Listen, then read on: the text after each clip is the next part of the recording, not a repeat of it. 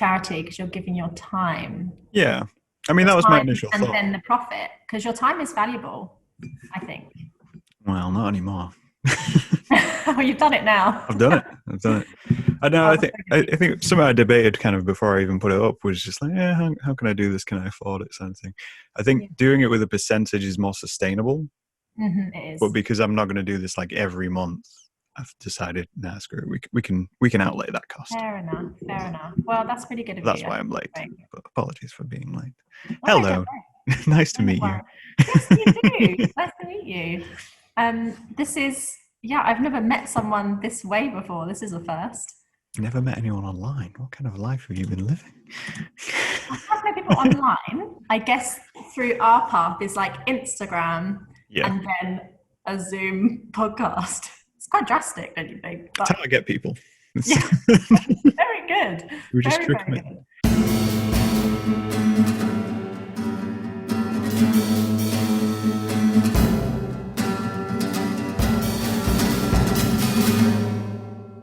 We'll dive right in. I mean, you may have seen the other ones. You know how I cut together. I usually steal a little bit at the beginning when they don't know I'm recording, and then very sneaky. Intersect that in.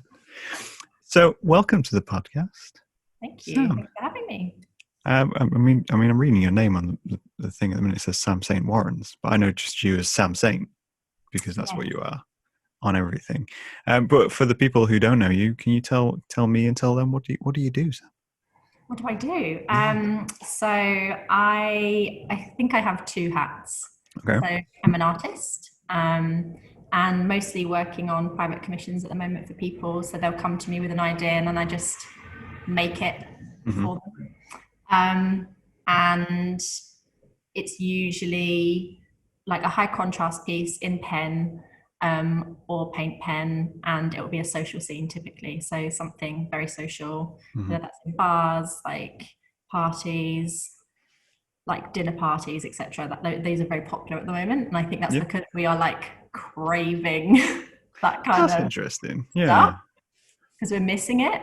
So it's quite nice to make that for people. So that's one hat. And then the other is I'm a research consultant. So I do that for about 1.5, 2 days a week.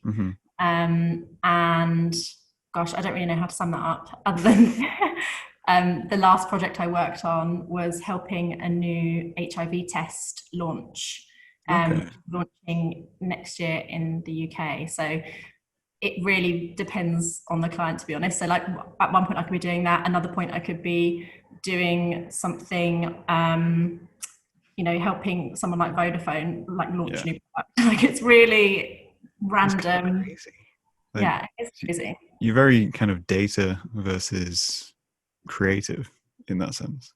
Yeah, so I'm not much of a data gal. I do like, it's called qualitative research. And so I'll do like workshops, creative workshops, innovation workshops, and help get ideas moved along and like better designed for like the people it's for. Okay. That's kind of it in a nutshell. Just had a very interesting noise come from someone's computer. I think that was me. I thought that I turned off all my notifications. That's fine. You were used to the little noises. I've literally taken a phone call on the podcast before, so yeah. Have you really? Yeah. Well, my whole theory of kind of doing the podcast is to keep it unedited. We chat for an hour, we chill out, and then I don't edit. So if someone takes a phone call, we take a phone call. If somebody leaves the room, then it's just me sitting on my own. And I would just sit on my own for an hour.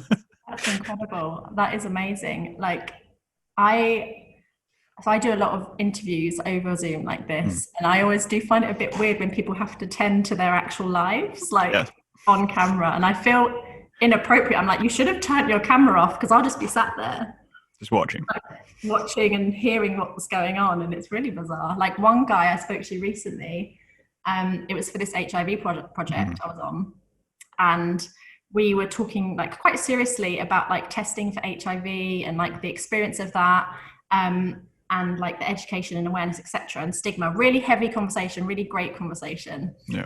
And then all of a sudden his face just dropped on camera, and I was like, "Are you okay?" And he was like, "Sorry, I think my fish is dying." And I was like, "Oh, okay.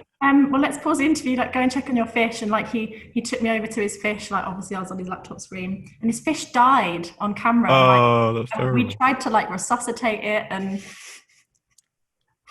I shouldn't laugh. I laughed, and I That's had to ridiculous. apologize. It was Like, insane. It was insane.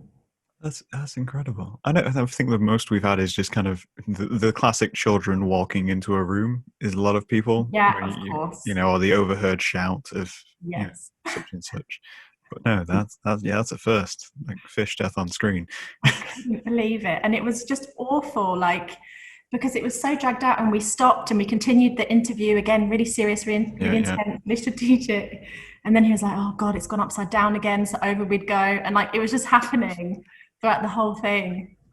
That's technical difficulties to a new level. It That's was. But as a researcher, what do you do? I couldn't just be like, oh, ignore yeah.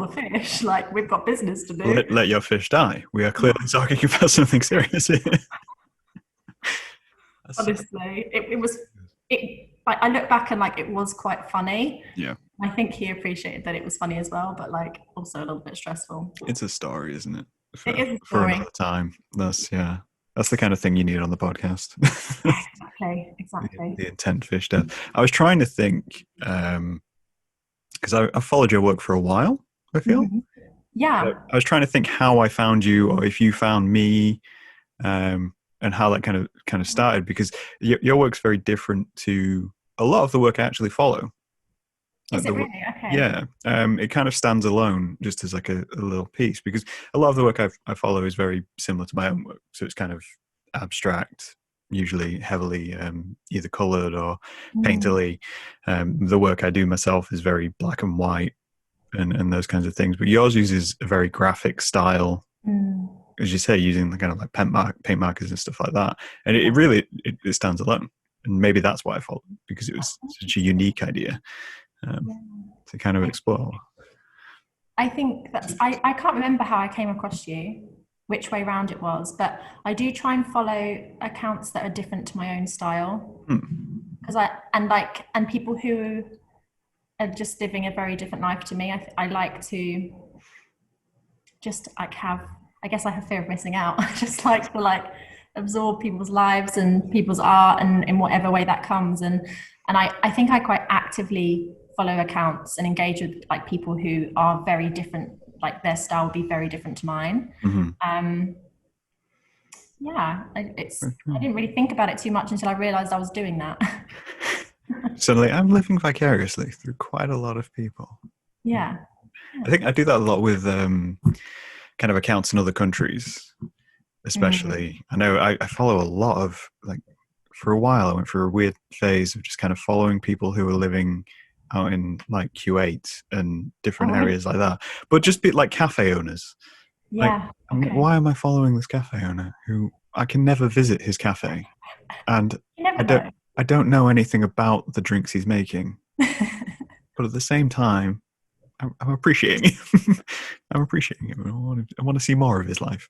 I really feel that like there doesn't have to be a reason for like every Mm. person that you follow and everyone you enjoy their content. Like I think some things just happen really like randomly. Like I think TikTok for me is a bit like that.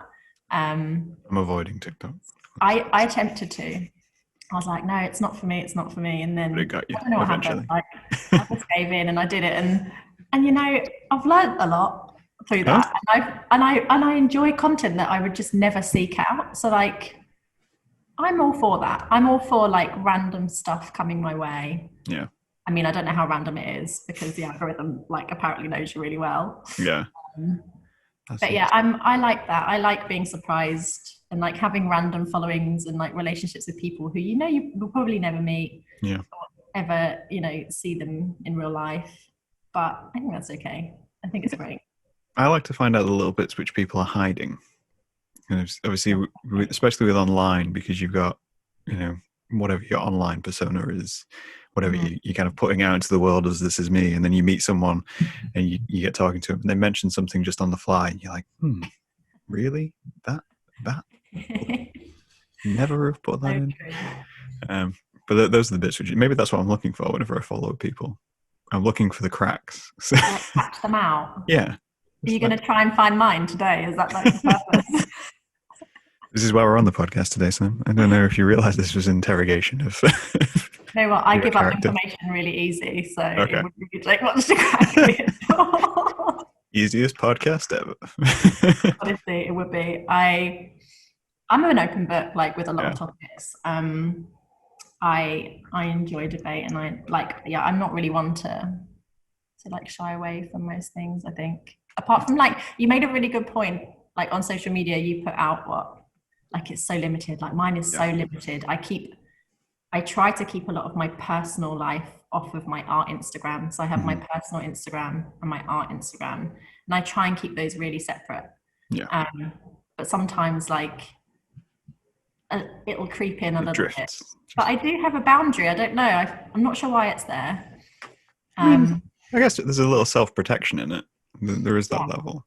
I mean, mine's probably completely the opposite. Okay.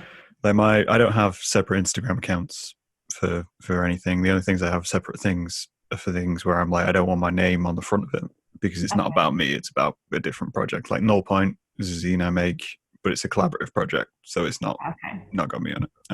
But my social media is me, is the way I kind of do it. And when it comes to my artwork, I guess from my point of view, is I feel like my artwork's better interpreted if you've met me. Okay, that's interesting. So the more I can put of myself into it, or the more I can kind of adjust that image and that brand view, is just go, okay, well, you know, you'll know a little bit more. So when you look at my work, you go, oh, actually, no, yeah, that makes complete sense. It's great. Yeah. I think like that makes complete sense to me, and it almost feels like your art and your work is just very intertwined with your sense of being and your sense of self. Like, so that makes sense to have it together. Yeah. But then I think to say styles, we have, as we said, we're completely different styles. Yeah. Yours is very much a study of people. Mm. You draw a lot of social scenes and a lot of what I'd say like restaurant bars and those kinds of things. Did you always do that, or is that just like something you started doing one day? So, I mean, if you were to talk to me this time last year, I had a very different life. Okay. Like a very different life. Yeah. This year has been like, sounds a bit cliche, but like actually a big year of transformation. Like I've completely changed my work life, my like everything. Like it's just been insane. And I didn't start art until, I mean, I've always been creative. I did GCSE and like art, product design, blah, blah, blah. It's been in me, like it's been there, but I neglected it for a really, really long time. So I did psychology at uni in like 2012. And I went straight into like a career, like an academic like research career. And so like anything creative, anything arty just like went, like all of that just vanished and disappeared for 7 years. Oh, wow. Just So completely. I did my thing. And like the burnout was real. Like last year I had like several episodes of like really bad mental health, really bad burnout. And I just couldn't take it anymore. And I did everything. I went to therapy. I tried like finding a better work-life balance. I worked a lot to try and like overcome this burnout. I was really honest with my employee. And it just something had fundamentally changed, and I was like, I can't do this anymore. Yeah. So I went away for 3 months. They let me go on a sabbatical at the end of last year.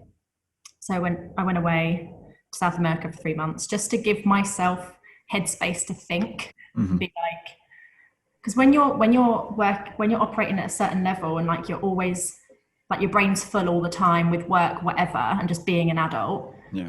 I don't think you have much space to really like ask yourself what you need and what you want. So I needed to like clear the decks. I needed to just like get work off my table and have some time to myself to figure shit out. And then I came back from my sabbatical, handed in my notice in January this year, which was obviously a really bad time. Yeah, not the best time to leave employment. Would have been January 2020. No, Graham, it wasn't.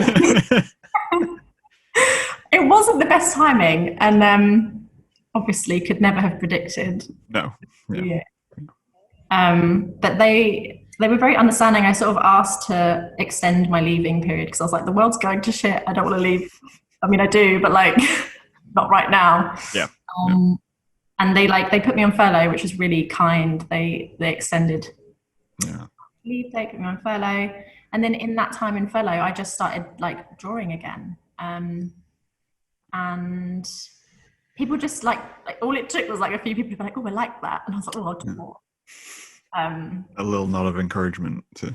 Yeah, I didn't need much, and it just felt really good, and it felt really good to just be doing something that wasn't in a screen, because all of my work at that point was like happening through a screen. Like Yeah. that is, it was just nice to like take myself out of that and not use my brain in that way, to use it in a creative way. Yeah.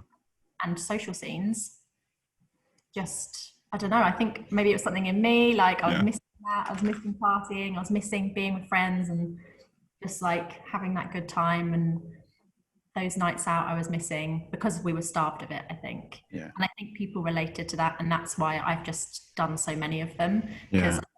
a lot of the commissions have been, or like, you know, in a bar, or when I was here in Ibiza, or da da da da, like it's been a request, and I think people are living through it a little bit.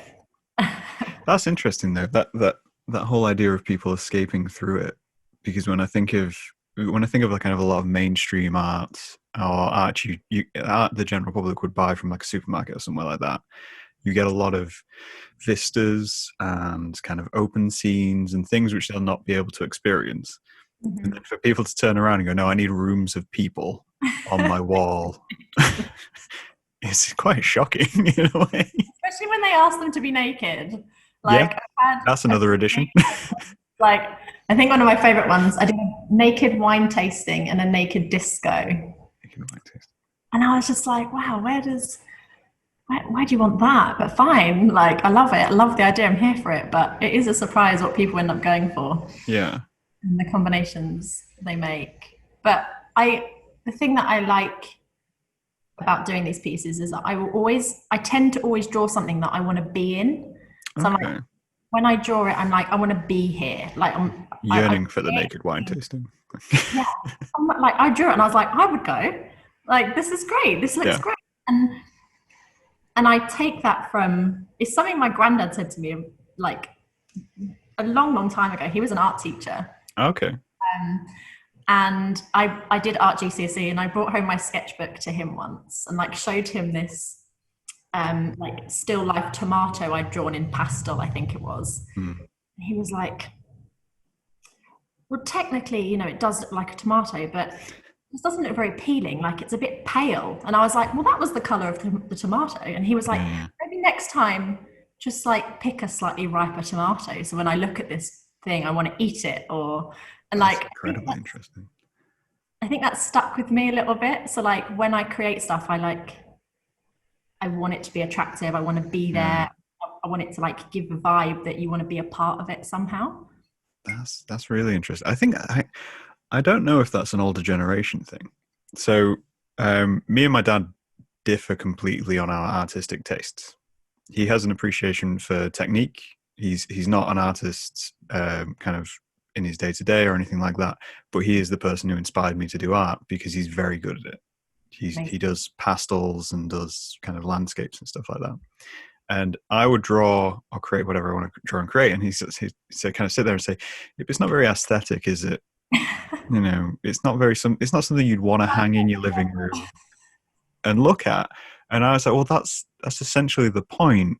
You know, I don't want to draw things which are nice. I want to draw things which are ugly because I see them as nice. Yeah.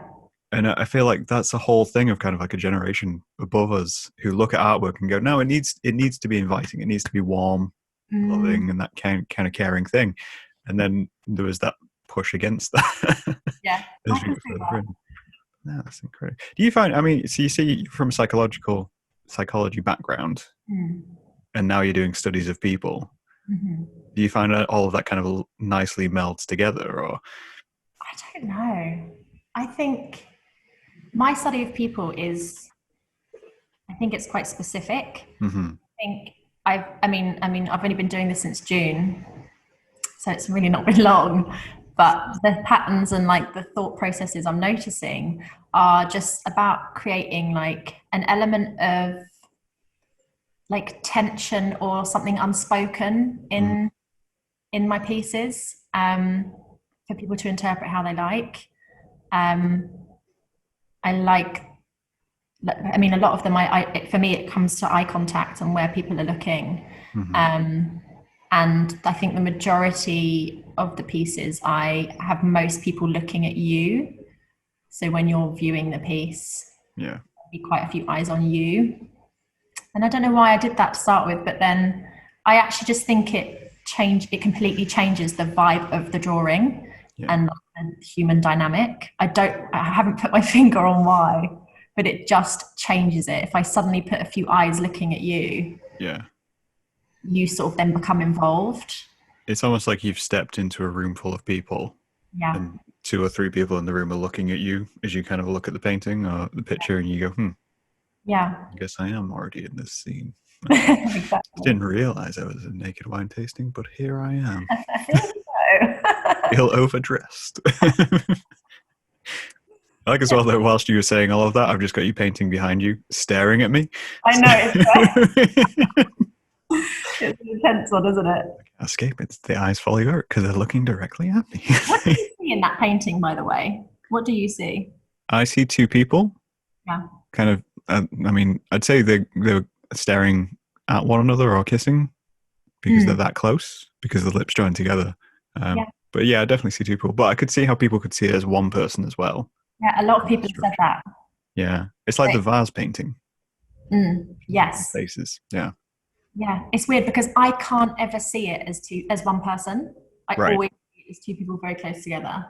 Like, I don't see the one person, but I actually think the majority of like people who've seen it have initially said, "Oh, it's one face." Yeah. It blows my mind because I just can't get there. But yeah, there we go. I guess I don't know. I think maybe because it's not to get off track, but essentially because you've got the 2 eyes and they are the same.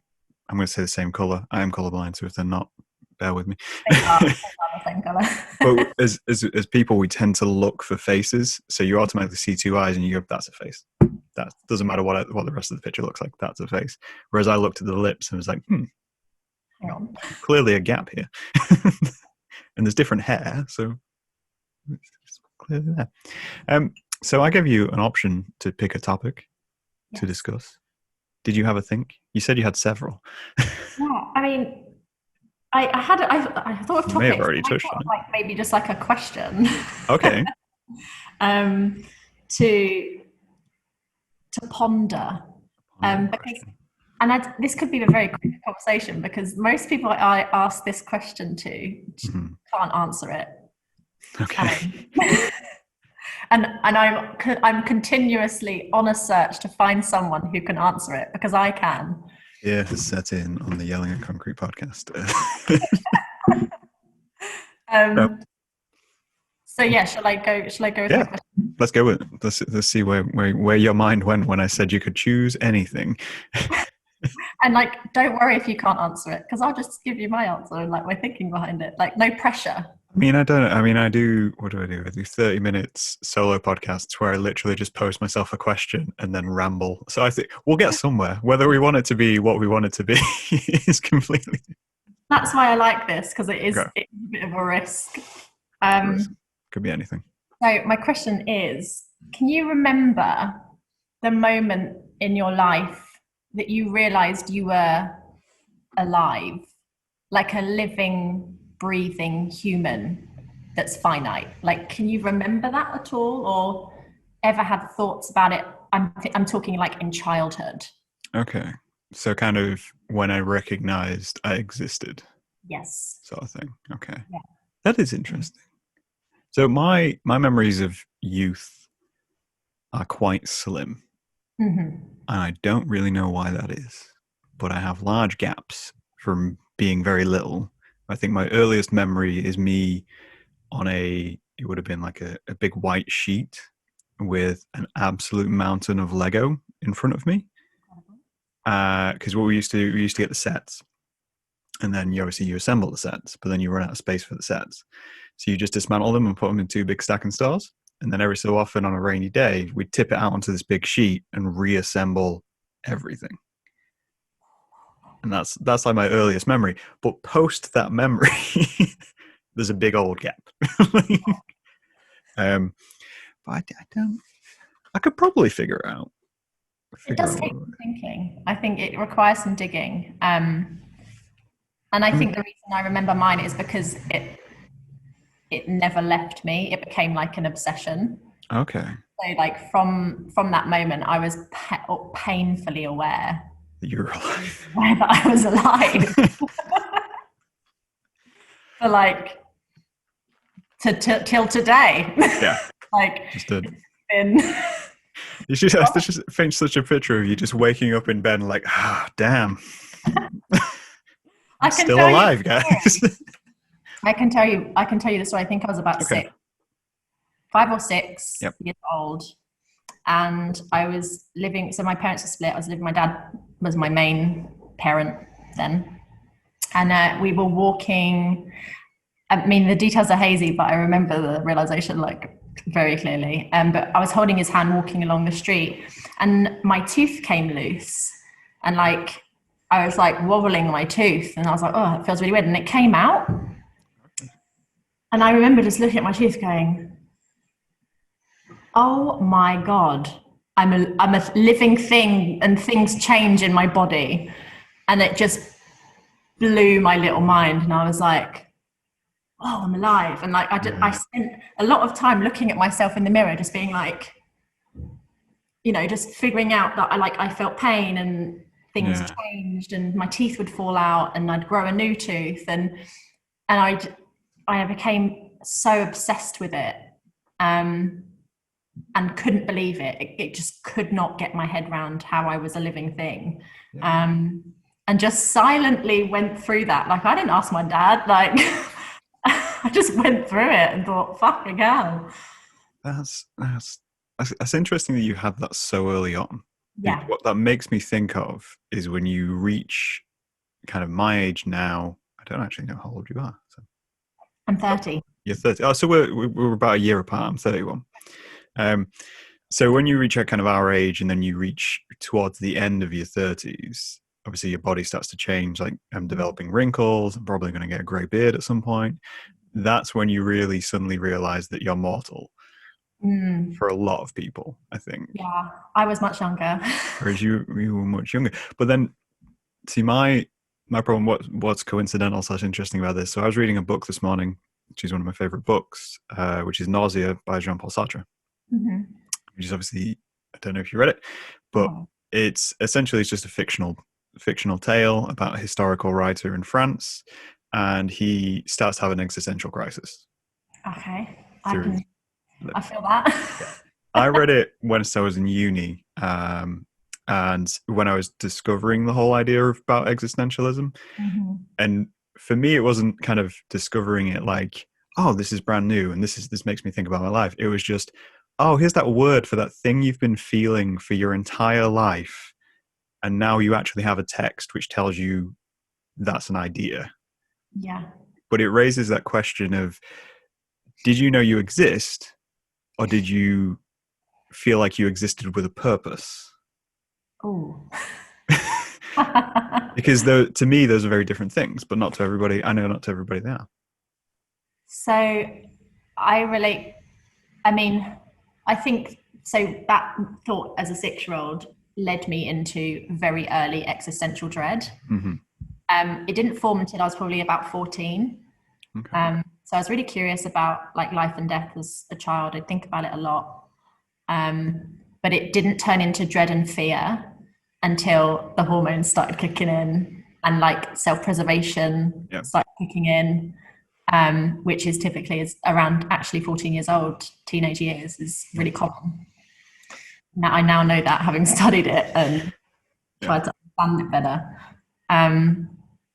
But I never really thought about it as like existing with a purpose. It's always all been just a bit meaningless for me. And I think that's probably why it was so challenging to think about at a young age. Just wide-eyed, wandering around, wondering why I'm here, how I work, why is my tooth falling out, how am I living thing? Yeah. Yeah. And it all just, I think it all just sort of piled up from an early age, and then it like exploded as a teenager, and it was awful. And I just lived in a permanent state of fear and panic. Like I couldn't Okay.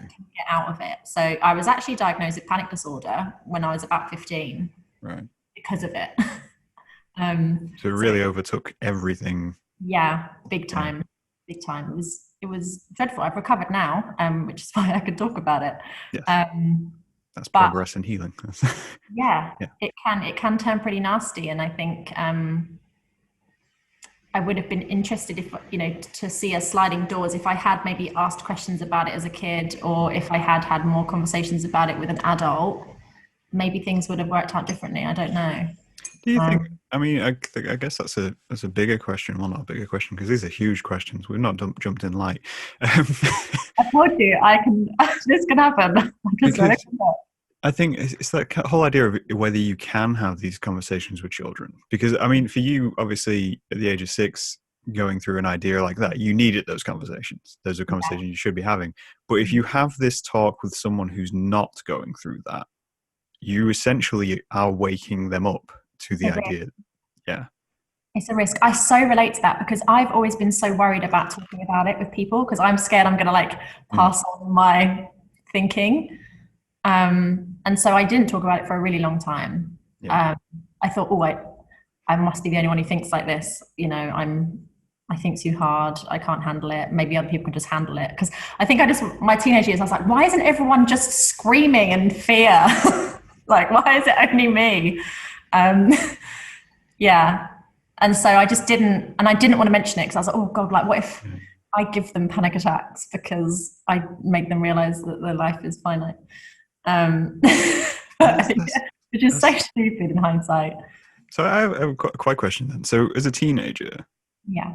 what kind of music were you into? What kind of music was I into as a teenager? Yeah. I'm tracking something kind of in my head, trying to answer your question. And I'm now seeing a lot of kind of similarities, but also non-similarities between us. And I'm like, I'm curious more about your personality now as like a teen. As a teen, fuck, I don't know if I can answer that because my teenage years were so clouded Mm. by that disorder and by that thought process. I can't really tell you like who I was. Yeah. Um, I think I was on the outside probably very stereotypical, like teenage girl, like Okay. well presented, like went out a lot, did everything a normal teenager would do. But it's almost like I was just in survival mode and doing what I thought I should do at that Okay. age, as opposed to really finding myself and being Yeah. who I now know I am. Absolutely. So I don't think I can sum that up. I mean, the music I listened to was a lot of R&B and like punk rock and like Green Day. It was a bit McFly. That's a clashing mix. I still am like that. I'm still like that. My music is wildly varied. I appreciate and love a lot of genres. That's interesting. No, so essentially, I'll tell you where my thought process went with Yeah, this. I'm interested. So I, I I don't necessarily think there was a particular moment when I knew I was mortal, Mm-hmm.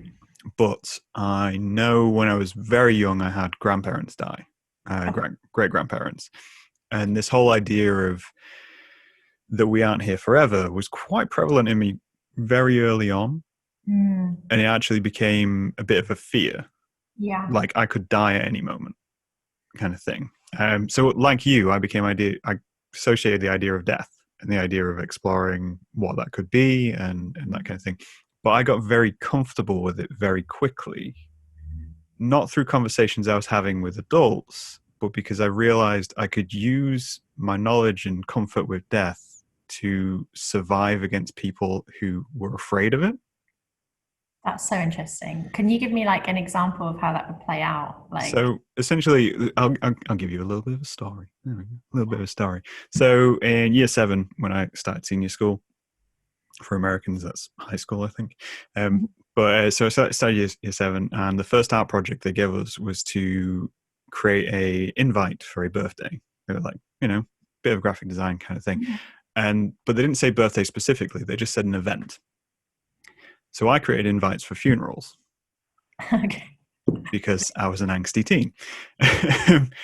And the reaction I got from the entire class was completely different to what I'd had from them before, from anything else I'd done. Up to that point, it would have been, pastels and everything my dad had been doing. And I found I could draw birds quite well. And it was all those kinds of things. And I was like, hang on a minute. Whenever I touch on this subject, the people who looked down on me and bullied me were a little bit unnerved. And I'm like, oh, well, I can create a distance between myself and everyone else by using the subject that they don't want to discuss to create that distance, which is how I kind of got into like metal music and bits and bobs like that, because they all tackle the subjects which nobody talks about. Yeah. And I absolutely just took hold of it and went, yeah, we're going to be completely comfortable with this idea. And that's how we're going to get the message to people. Do you know what? I feel like we both had this information and we went very different ways. Yeah. You like properly lent into it, and I completely avoided it as much as I could, because it became an unhealthy obsession that was like affecting my ability to function. I would like avoid the topic entirely. Yeah. And do you know what? If I went to school with you, I probably would have like avoided you completely. Yeah. It was one of my safety behaviors. Like now I know that's what they're called. Is like it's when you avoid situations that make you feel like you're going to think about it or have a panic attack or whatever. Yeah. And so it would just be me like protecting myself from thinking about it, because then that might cause a panic attack and blah blah blah. Yeah. It's really interesting to see just like how it can really just absolutely bounce on the other way. I mean, yeah, I completely accept that as a teenager I used that stuff to distance myself. Yeah. It's one of those things of that's what alternative teenagers are doing, whether they realize it or not. It may not be just a phase. It's just one of those things of, yeah, you pick it up. But what's interesting with you kind of saying with being a standard teenage girl, or what I would have known as a standard teenage girl, because we're very close age within the early 2000s or whatever it would have been. I can completely just pick people from my class in my head and I'm like, yeah, I could appreciate they're probably going through something very similar that you went through, because they would avoid me like the plague.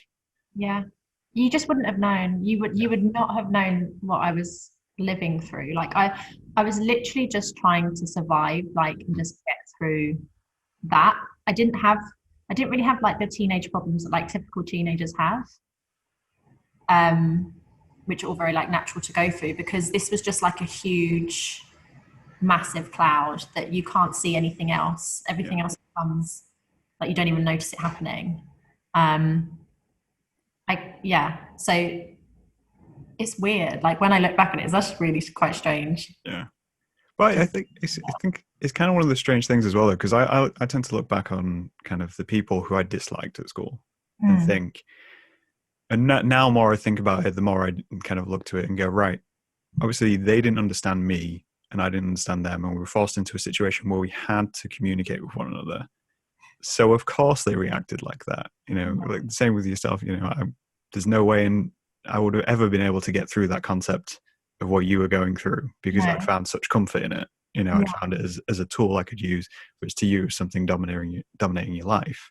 Yeah. And it's the same kind of when you think of like bullies and bits and bobs like that, I think, and I'm like, yeah, I have no idea what their home lives were like. It was like a slice of life. They could have been going through much worse than I was going through. We don't have that level of perception at that age. No. Like we're not there yet, when you're still just trying to figure out your own stuff and like protecting yourself and figuring that out. It's so hard to perceive other people properly. I think that's true now, even though when I meet people my age, I do encounter people who are not comfortable with the ideas which are out there. And I always find that kind of scary that no one's realized up to that point. I don't know. I sometimes think that must be bliss. Would it be though? I don't know. This is another debate I have with myself and other people is, would I prefer to have gone through my life so far not being painfully aware and just like that whole ignorance is bliss thing? would I prefer that? I mean, yes, in a way, because I've been through awful shit because of it. But also, I'm actually really happy with who I am now. Yeah. And that has taken a long time to like see myself and respond to what I need instead of just doing what I think is right and normal. Yeah. I So mean, yeah, you could have had it happen at the start of this year when everything went wrong. yeah. I, I feel, I don't know. I mean, obviously, this podcast we're recording in 2020, so we're Yeah. still. I mean, I'm still locked down. You're in London, so you're in a different tier to me. We're about to go into tier 3, I'm pretty sure, on Yeah. Wednesday. We're still in tier 3. Never came out. God, I'm So sorry. we're in lockdown light, as I'm calling it, which is the Diet Pepsi of lockdown. It's the same great flavor, but not quite as good. But for 2021, it's a good question to have. I think it's especially for people who have gone through this year, because obviously we've had such a dramatic turn of events and mortality rate has been through the roof. For a lot of people, they will go through exactly what we went through as teenagers. Yeah. And there'll be a lot of kids who are suddenly going through what we went through as kids. And Yeah. that's a scary prospect, that is. It is. It is scary. And it's scary because it can take, I don't know how it would like play out as an adult, but it can take a really long time to get to grips with it. Like it took, and I still am to this day. And I have like a toolkit of things that I use to try and deal with it. And, you know, I've had CBT and blah, blah, blah. Like you do build up a toolkit over the years, but as an adult, how resilient and how able are you to pull those resources together and tackle it and deal with it properly? I don't know. I mean, within your artwork, I mean, obviously, as we said, you do quite a lot of social settings and things like that. Do you think you'd start to tackle that more as a subject? Or do you think you already do? Like, I don't think I do. I don't think I would ever tackle it in no? my no, because whilst I don't react to it how I used to, I still very much need to manage my like how I think about it and my exposure to it. Okay. Like, what's it like? Let's think of another disorder. It's not an addiction. Like, It's a compulsion. okay. So it's like if I think about it too much, it like manifests in a very compulsive way. And so I just have to be really careful. So I think by bringing it into my art, I don't know. I don't think so. I don't see it. Yeah, see it. I don't know. I feel like I'd never say never with art when it kind of comes to subjects. I mean, you know, there's things where, because I use my art as catharsis, as I always have done. So it's very much a thing of, if there's something which is bothering me, I'm likely to make artwork about that thing which is bothering me. Oh, really? Okay. I can see how that's cathartic. And that's kind of the push. Like, I mean, I have a full-time job and I do my art stuff. So it's very much along the lines of, this is how I get out all the things which are bothering me. So I function as a human being. You know, that's my coping mechanism. And that's always been the coping mechanism. So when I create art and then I show it to people and they say, I completely get this, I understand this, and I can relate to it, I'm thinking, fantastic. I basically helped them with the one thing I couldn't get help for, because they saw something which they related to. I really like that. I can see it being used. It's like a tool to really communicate things that are harder to say. Yeah. And I've dabbled with that before. So I went through a period of just like drawing what was in my head when I was having a panic attack. Yep. And showing that to my therapist. And she said to me that it just helps to like visualize that moment of when I'm panicking and it becomes a tool. And I think that must be so great when you create something and other people find something in that. There must be like a level of solace in that, because I don't know about you, but sometimes with this in particular, I went through just feeling like no one else thinks this, which is obviously ridiculous, because of course people think about this. We're all humans, like on the same slide. Yeah, so I like that idea of that. I find that appealing, but I still don't know if I'm there yet. Yeah, I think I do. I mean, to say you feel like you maybe avoid it in your work. I think Mm. that naturally your work will always have some level of it. Like we were saying, with people finding comfort in scenes with people. Yeah. That's us recognizing our isolation, recognizing what we actually want and need. So it Mm. reminds you that there's people out there, and it's not just something in your room. So I think you found a way of including it, even if you don't think you have, kind of thing. Even though it's not on the nose, you know. Yeah, I do see that actually. It's Not like, everyone's skull faced and yeah, exactly. Yeah, crucially, everyone is alive yes. in my work. But I see what you're saying. I do not reject that. No. But no, I think as artists, there's a responsibility for us to kind of do that and evolve as we go along. I always worry about my work kind of becoming stilted, because I cover a lot of the same topics, but I'm covering in different ways each time. Mm. So I worry as, you don't want to become typecast as the guy who does this or the person who does this. So I'm constantly trying to push myself to go, oh, hey, we should tackle something which we've not tackled before. That's great. I think that curiosity is probably what can help sustain Mm, being an artist, I think. I'm very comfortable in my style at the minute. But I am very open. I mean, as I said, I've only been doing this style since June. It's still, I think, relatively new for me. So I'm just settling in, but I know that it will need to progress, and I will just adapt as and when that comes. I'm not gonna. Oh, I've just had a notification saying London's moving into tier 3. Oh mm. fuck! Welcome to tier 3. Oh fuck! It's happening on Wednesday. Oh, well, you still got 2 days to do. I mean, what can't you do in tier 3? Well, we can't go to pubs and restaurants. No, I'm a bit upset because I was going to go and see It's a Wonderful Life in the cinema on Friday. Oh, yeah, you won't be able to. Sorry, I just saw it flash up on my phone and I was like, no. This is the most traumatic moment that's ever happened on the podcast. Fuck. Oh no. Sorry, I forgot what I was saying because that's just fully distracted me now. That's our reality, isn't it? Ugh. Yeah, we're in and out as we go. I mean, it could be worse. You could be in tier 3 and then almost going into tier 4. Yeah, Yeah, I don't even know what tier 4 is. What's tier 4 is basically lockdown. Right. It's Oh, everything's closed right. again. I mean, because Lincolnshire, where I am, is very much we're in tier 3, but our rate is still going up Oh dear. somehow. We're just like, oh, I guess we're just never coming out of tier. It's it's claustrophobic. It's Yeah, very claustrophobic to think about that. it's. I think this is I mean, to get back to the point of kind of mortality and looking at other people and all those kinds of things. I Mm. think what 2020 showed us was we had this idea of what our society was and how easily that is deconstructed. Mhm.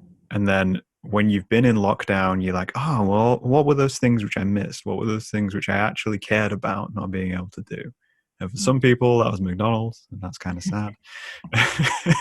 For other people, it's family, and things like that. And when when you're in like a tier system, you essentially get sat and go, okay, cool.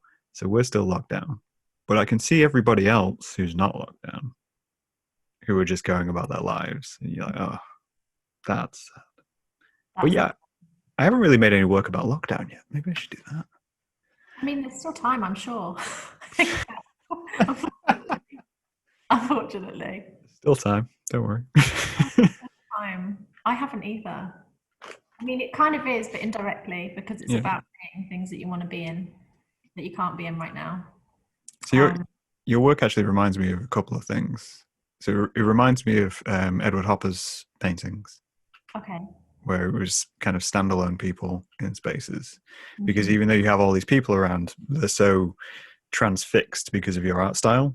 They're such a bold little like icon within themselves. So even though there's a room full of people, I see them as fairly empty at times, Mhm. which is, I mean, some people won't appreciate, like, get that. They'll see a room full of people, whereas I look at it, I'm like, oh, I'd be very alone in that room.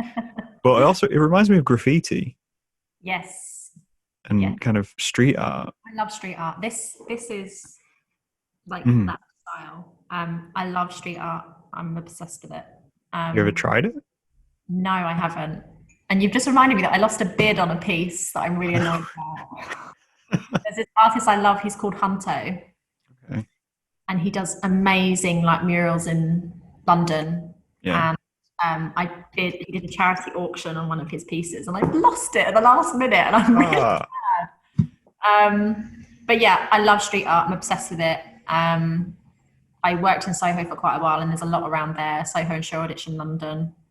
I just love coming across it, but Yeah. never tried it. But I do really want to. I mean, I don't have a canvas to try. I need a blank wall somewhere. yeah. You have to do that.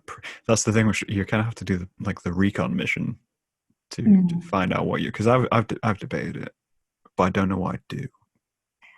I think we just need a space to give it a go in. That's what I'm after. I'd love just to like somewhere that it's like not actually going to be for public just yet, just somewhere to go and practice and give it a go. I'd love to do that. I mean, you could just. I saw a thing a while back, which was kind of people were chaining their canvases to fences, Oh, and I really? love that idea. Of just you take a canvas and you find like a wire fence or something like that, and you just zip tie it or chain it to the fence, and then you leave it. Ooh, I like that. And you go, that's there. And obviously you accept that it's going to be destroyed at some point.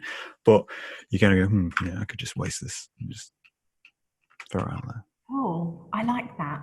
I would be so nervous. I don't know how to use like a spray can. I'd have to go and I don't think I'd have to go and get lessons or like ask someone to teach me. But you use paint markers. Yeah, paint markers, I guess. Because graffiti artists use a lot of paint markers, don't they? Yeah, yeah. I don't know why. I feel like I'd need to like spray it. I think that's the experience I'm after Okay. because I haven't had that yet. Yeah, I don't understand spray.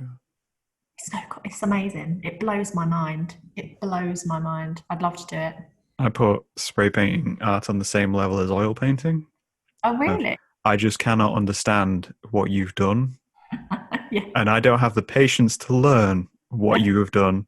Therefore, I'm going to stick with acrylics, which dry very quickly. Yeah, fair enough. And I don't know how to blend them, so we'll just deal with that as we go.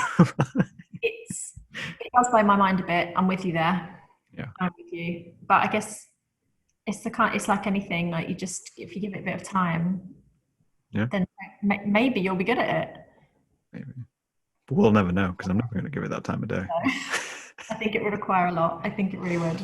I'd love to see someone try and do an oil painting as street art. Just like every day they add to it a little bit. just like it'll never dry, so it's just like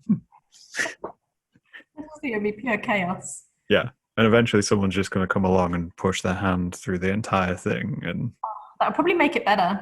maybe that's the idea. You put down an oil painting and wait for someone to put their hand in it. A bit of participation from people. Yeah. I don't hate the idea. No, I mean it works. Maybe that's what I should do with a canvas. Cover a canvas in oil paint. And push it out. That's all I really want from art, really. I just want to troll other people. This is a great realization. Yeah. It only took me 30 years. I think good things come, don't they, when you wait for them. And sometimes that's just age and growing up and evolving and figuring out what you like. I think that's probably a hidden theme of this whole conversation. Yeah. Progression. I mean, on that topic, I guess the final question then should be what is your view of 2021? My view? Yeah. Can you see it now, or are you thinking it'll just be a year of continuing what you're doing, or do you want to scale that up?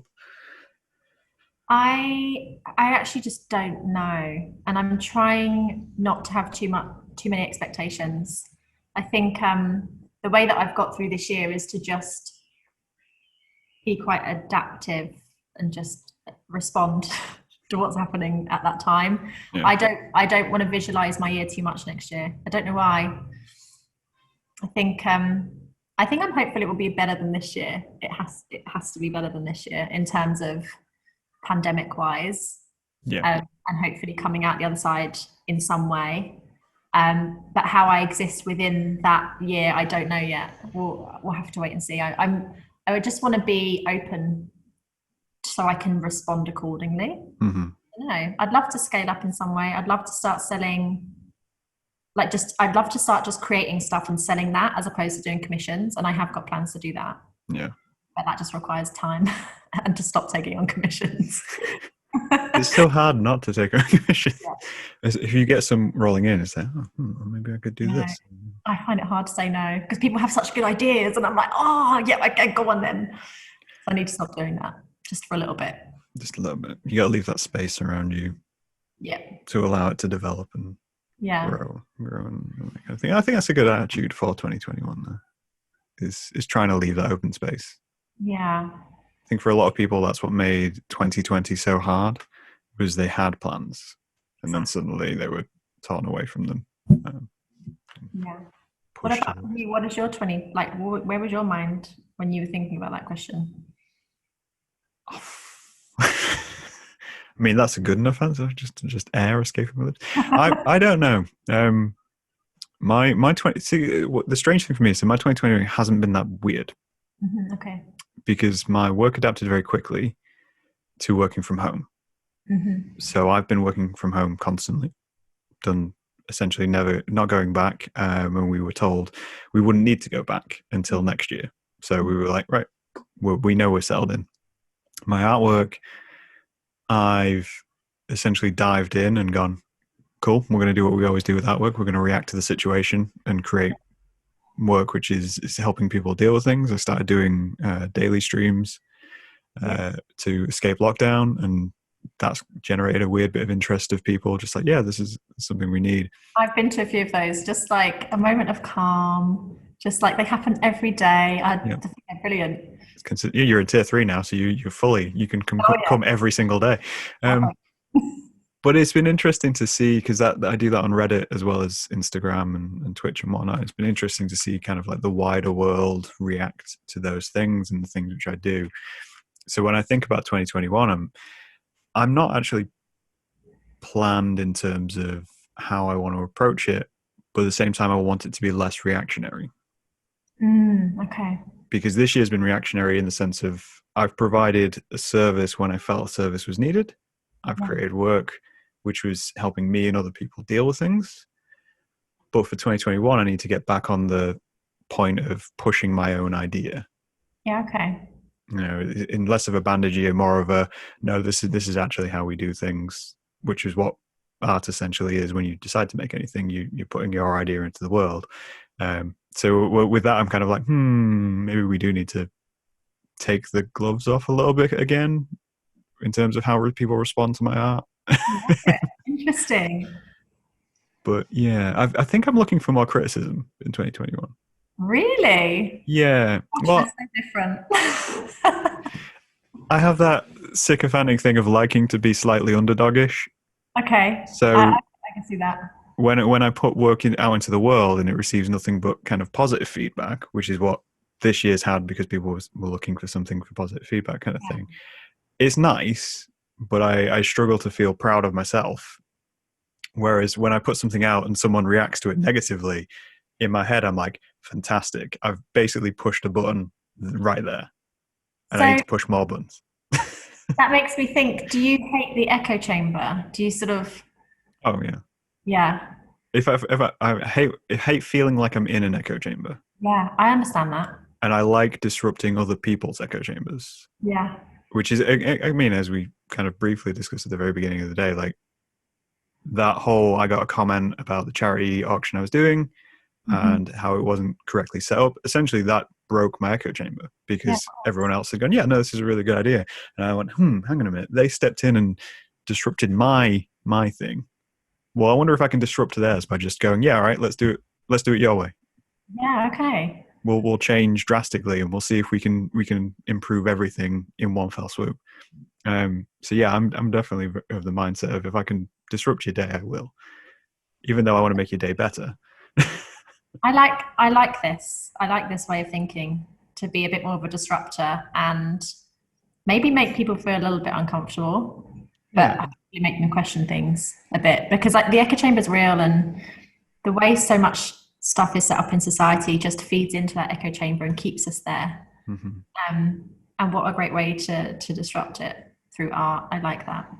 I I like think that. even if we relate it to your actual question of when is that moment when you realize you exist, Mm, it's that moment someone breaks the echo chamber. yeah.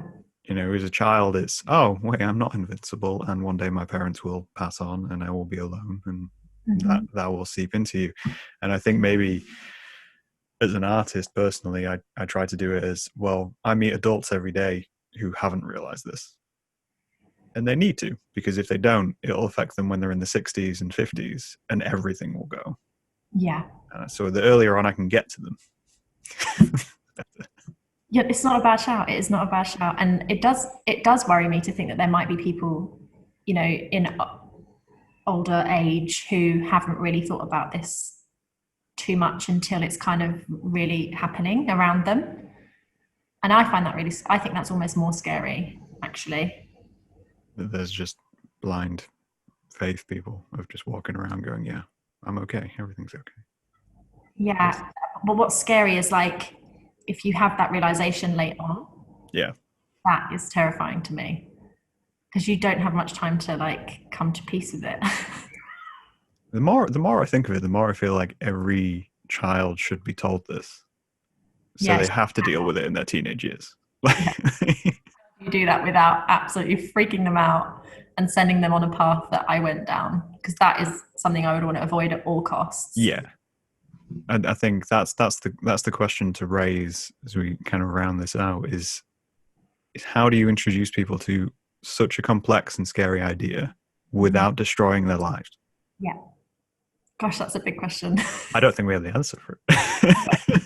No way, that needs research and trial and error, I think. Maybe that's a good movement for your art, though. I know you said you wouldn't tackle it in any in trying to, but if that's, even if it's just kind of adjusting your regular thing by the way you title it or the subjects you draw, you can just give them that little soft little, oh, hey, you might die one day, but don't worry about it. Like, I can get on board with that. I can. Maybe I'll experiment with it. Maybe I'll have a little play around it's the best with way to do the pieces that I create myself. I don't think I would do someone's commission and then title it like it. Yeah. like time is infinite. You're not. I'll leave that out. And then invoice them slightly quickly after that. Yeah. Time is infinite. You're not. Also pay me. Yeah. I think that's a great point to round this out on, as we do. Great chat. Thank you. Thank you for coming along and getting involved in the podcast. Obviously, people can check you out on your various social media platforms, which I'll put in the comments. And you're Sam Saint on those. Yeah, just at Sam Saint Art is just. I'm only on Instagram and Facebook, but that's it. I keep thinking about abandoning Facebook. It's Every day. it's dull. I'm going to say it's a dull place to be. It is. Instagram's the place to be. It is, and I'm starting to think TikTok. I know you're not a fan. I'm avoiding it for, well, not for like personal reasons, but just scary reasons. It's a scary place to me, TikTok. Okay. Just it's because. more vulnerable, I think. Say again. I think it can be quite a vulnerable place to be because It you is. have less control. A lot of people are like, I feel like maybe people are too open on TikTok than they should be. And as a person who's quite closed off, I'm like, that's a lot of stuff to deal with. Yeah, I think that's fair. Instagram's safe. You just see the artwork. You don't get to meet the person. Yeah. And on that note, we'll round out. But thank you for coming, Sam. It's been lovely to speak to you. And we will talk to these guys later.